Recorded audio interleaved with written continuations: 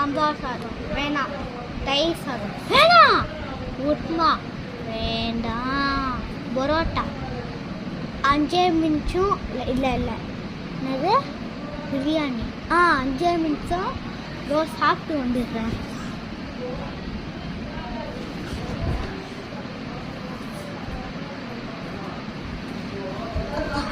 வயிறு ஃபுல்லாக சாப்பிட்டு வந்துட்டு இப்பேன்னு இருக்கு.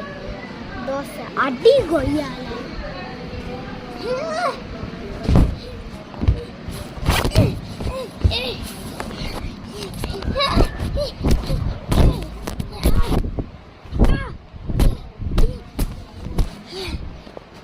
சிக்ஸ் பேக் பண்ணி ரொம்ப நாள் ஆச்சு.